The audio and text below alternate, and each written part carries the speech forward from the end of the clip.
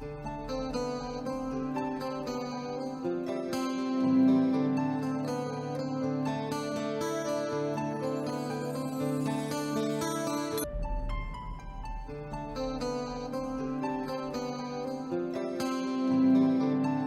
pessoal, bem-vindos ao programa Fator Paranormal.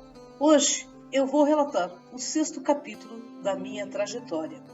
Neste capítulo, eu vou relatar algo que ocorreu nos idos de 81, 82, 83.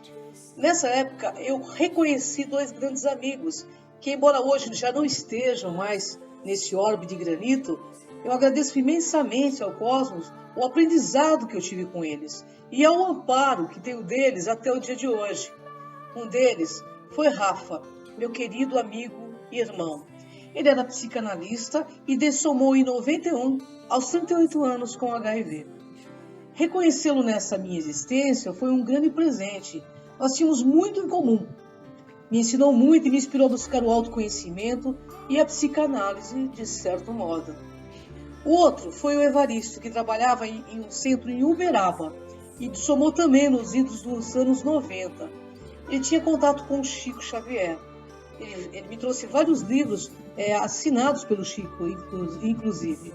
Ambos me ensinaram muito e marcaram profundamente a minha vida. Tivemos diversas experiências interessantes. Sabíamos que tínhamos nos encontrado e tínhamos vivido no Egito. Também porque nos reconhecemos desde o início. Sabe quando você conhece alguém e de repente você fala: nossa, parece que eu já te conheço?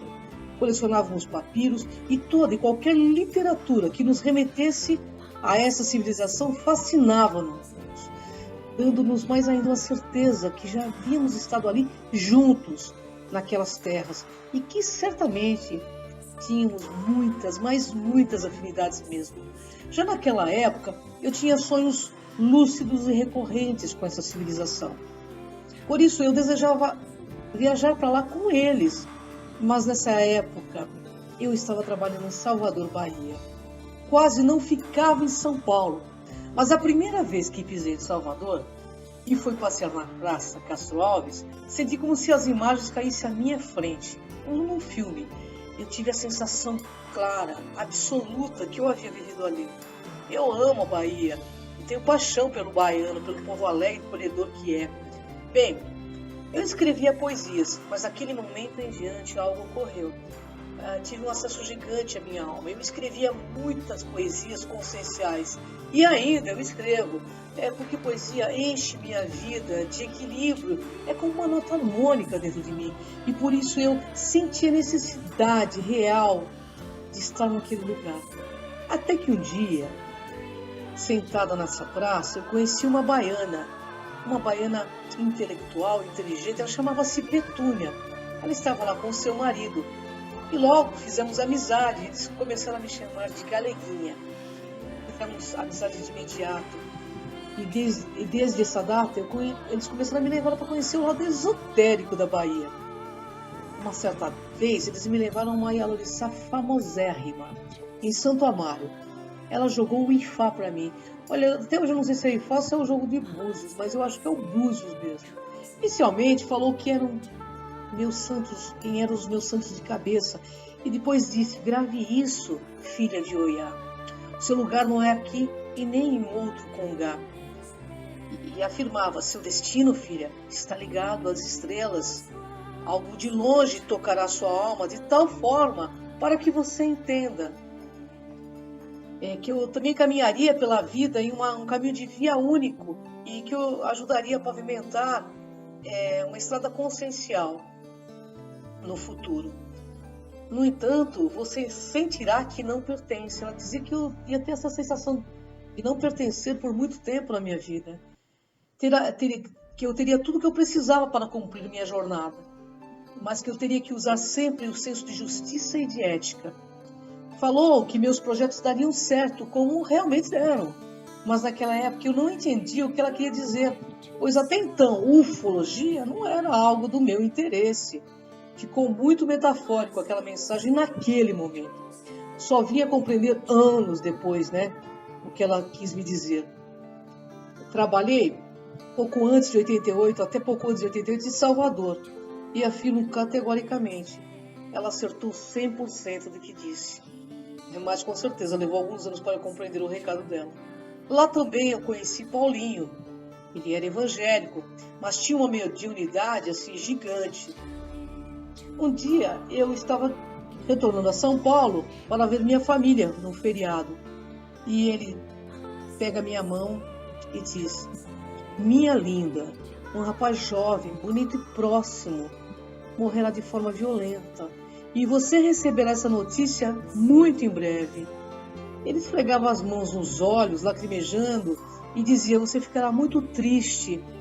Bem, eu voltei de viagem já com a pulga atrás da orelha, porque o Paulinho toda vez tinha algumas intuições, e quando ele colocava essas intuições, sempre alguma coisa estranha acontecia.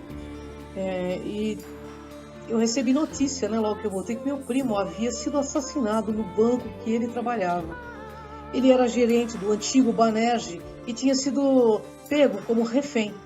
O vigia reagiu e ele, aos 33 anos, morria com um tiro na cabeça. Dias depois, na casa de minha mãe em São Paulo, tive uma cólica renal gigante. E o Evaristo, meu amigo, veio me ver. Eu suava frio. Ele começou a esfregar a mão e passar em meus rins. De repente, a dor cessou. Uma energia quente tomou conta das minhas costas inteiras. Eu disse: nossa, você me curou? Ele respondeu: não, minha amiga, eu não curo ninguém. Você permitiu e se abriu a receber este alento. Com Evaristo e Rafa, aprendi verdadeiramente o que é ser uma pessoa comprometida com a espiritualidade e com a verdade que a gente traz. Eles eram simples, embora humanos, nunca arrotaram ares de santidade, De ambos, ganhei no mínimo, pessoal, uns 300 a 400 livros sobre mediunidade: Kardec, Chico Xavier, Blavatsky, Jung, Khalil Gibran, Papos. Bem, eu li todos. Discutimos sempre sobre esses assuntos, sobre o que tínhamos lido. E claro, isso cada vez mais nos abria a visão do mundo das coisas. E assim, os estudos com eles, fui vivendo minha adolescência. Participei com eles de tantos eventos de autoconhecimento, cursos de parapsicologia, cursos de cristal, curso de tarô, curso de tudo que vocês podem imaginar. E eu na realidade perdi as contas de quantos cursinhos eu fazia de final de semana quando estava em São Paulo, porque queríamos resposta que nos direcionasse a algo maior. Mas de novo, meu destino estava quase mudando. Fui trabalhar em Brasília, no Distrito Federal, e assim fiquei em Salvador. Fiquei entre Salvador, São Paulo e Brasília. Até que um dia, voltando de Salvador, com o veículo pela BR-116, uma rodovia mega perigosa, Quase saí da estrada ao ver uma pessoa atravessar correndo à frente do meu veículo. Percebi que não era uma pessoa viva, que era um espectro de um ser humano. Meus pelos eriçaram, eu fiquei com medo gigante, mas eu não parei o carro. Andei uns 2 quilômetros e logo em seguida um acidente havia ocorrido com 2 mortos. Sempre soube que a estrada era um tapete de sangue, respeitava muito os limites da velocidade, mas também sabia que devido aos meus aspectos mediúnicos, eu não devia dar vazão ao medo, porque de certa forma me paralisava ter medo e abria ainda mais as minhas parapercepções, e eu precisava continuar a viagem. Mas em Brasília também conheci o Vale do Amanhecer, da Dona Neva, e foi pela primeira vez que começou a ouvir falar de OVNIs de uma forma quase lúdica. Mas em uma das minhas idas a São Paulo, fui a um evento no IMB que houve lá, e em meio a barracas e livros, conheci um indiano de meia idade. Ele era alto, barbudo, com um turbante branco na cabeça, um olhar profundo. Ele de repente pegou em minha mão, eu estava passando por ele, pegou em minha mão e quase me hipnotizou com aqueles olhos negros dele. Só que não entendi o que ele dizia. Ele falava, no meu entender, ele estava falando indiano.